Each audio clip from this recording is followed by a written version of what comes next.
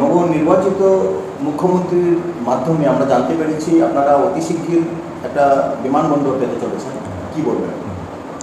এটা অত্যন্ত আনন্দের খবর। বহু বছর ধরে এখানে একটা সিভিল এয়ারপোর্ট হোক বলে আমরা আবেদন করে এসেছি এতদিন ধরে।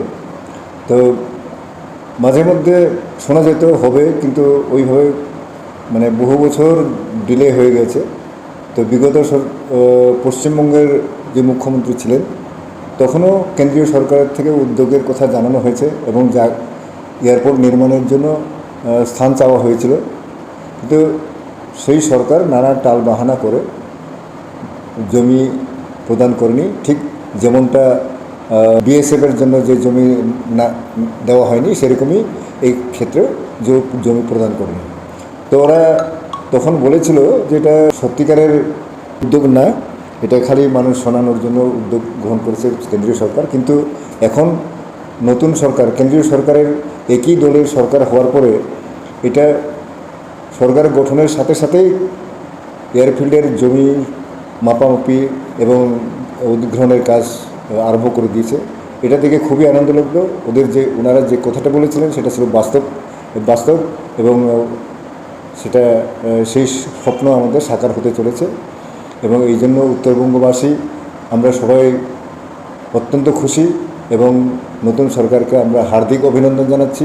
এবং আগামী দিনে উত্তরবঙ্গ, অবহেলিত উত্তরবঙ্গকে নানাভাবে উপকৃত এবং উন্নয়নের চরম শিখরে পৌঁছাবেন, সেইটুকু আমরা আশা রাখছি।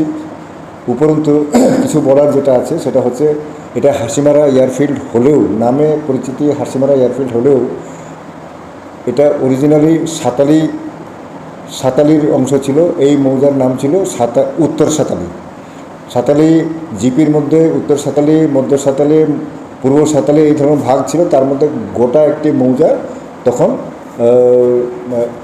1942 সনে ব্রিটিশের টাইমে ছোট একটা এয়ারপোর্ট তৈরি করার জন্য অধিগ্রহণ করা হয়েছিল। এবং এলাকার প্রাচীন জনজাতি ছিল মেচ সম্প্রদায়ের এবং ওদেরই সম্পত্তি ছিল।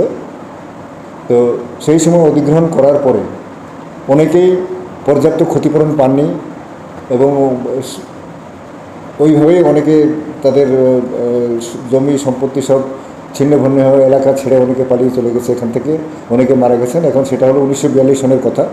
তার পরবর্তীকালে যখন ওই চাইনিজ এগ্রেশন হলো, চাইনিজ যুদ্ধ হলো, তারপরে ভারতীয় সরকারের তরফ থেকে স্বাধীনতার পর 1962 পর এই যে সামরিক বিমান ঘাঁটিতে সেটাকে রূপান্তরিত করা হয়।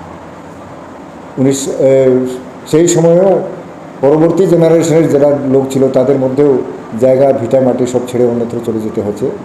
এবং মেজ সম্প্রদায়ের যে মূল ঘাঁটি, সেখান থেকে আমরা তত্র ছড়িয়ে পড়ি। তো এটা হয়ে এই সময়েও আমাদের জনগণ দেশের স্বার্থে আমরা জমি দিয়েছি, কিন্তু সেই সময় এখানকার জনজাতিদের প্রয়োজনীয় উপযুক্ত ক্ষতিপূরণ বা পুনর্বাসন সেইভাবে পাওয়া যায়নি।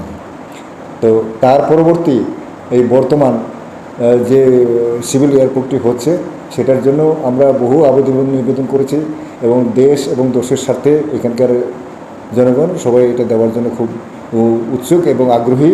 এবং দেশ উন্নয়নের হওয়া মানেই আমাদের উন্নয়ন আমরা ভেবে নিই, সেই কারণে আমরা খুব আনন্দিত। তবে আশা করব বর্তমান সরকার যারা যারা ল্যান্ড লুজার এতদিন ধরে 1942 থেকে করে আসছে দেশের স্বার্থে তাদের উপযুক্ত মর্যাদা দিয়ে, উপযুক্ত ক্ষতিপূরণ দিয়ে পুনর্বাসন প্রদান করবেন বলে এইটুকু আশা রাখছি।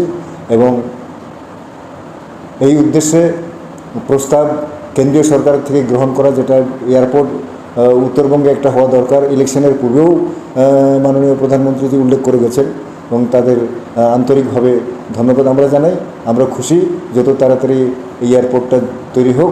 এবং আপনি যেটা বললেন, ম্যাক্সিমাম জমি আমাদেরই বা আপনাদের যে মেচ বড় কমিউনিটি থেকেই দেওয়া বা নেওয়া, আপনাদের কিছু বলার আছে এই যে বিমানবন্দরটি হয়েছে, এই যদি নামকরণ বা কিছু আশা আছে তেমন যে উত্তরবঙ্গ মিলিত কিছু যদি বিমানবন্দরটির নাম হয় বা কিছু প্রস্তাব আপনাদের যদি বলা হয় সরকারকে? খুব ভালো হয়, এটা যদি হয় খুব ভালো হয়। কেননা আমরা সেই ত্যাগ করে আসছি বহুদিন থেকে তো মেষ সম্প্রদায়ের অস্তিত্ব এখানেই মুখ্য ছিল, সেই হিসাবে যদি রাখা হয়তো খুবই ভালো হয়। এটা সরকার অবশ্যই বিবেচনা করুক, সেটা আমরা চাইবো আর কি। আচ্ছা, ইতিমধ্যেই আপনার কাছে হয়তো বিএলআরও ডিএলআরও এই রকম আধিকারিক হয়তো আপনার কাছে এসেছেন। আপনি 1993 কালচিনি ব্লকের একজন সভাপতি ছিলেন, চেয়ারম্যান ছিলেন, সেই সুবাদে আপনার বহু জায়গা বা এই এখানকার এলাকার জায়গা সম্পর্কে আপনার জানা আছে, তাই নিশ্চয়ই এসেছে। আপনি যেটা বললেন, গত সরকারকে কেন্দ্র সরকার অনেক প্রেশার দিয়েছিল, যদি অ্যাকসেপ্ট হতো মনে হয় আজ অব্দি বিমানবন্দরটি হয়ে যাবে। মানে উদ্যোগটা খুবই সুন্দর।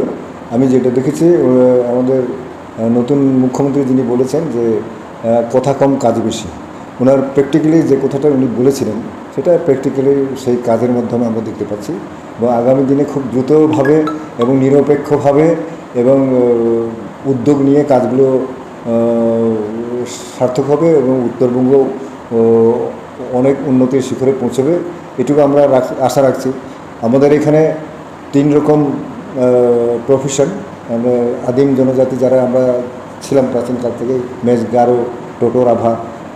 পরবর্তীকালে ব্রিটিশ সাম্রাজ্যকালে টি গার্ডেন পত্তনের পরে বিভিন্ন এলাকার থেকে অন্যান্য ট্রাইবসরাও এখানে এসেছেন, তাদের সঙ্গে আমরা একতাবদ্ধভাবে আছি। আমরা এখানে মিনি ভারতবর্ষের মতো জনগণের মতো সব জাতি মিলে রয়েছি। তো সেখানে আমরা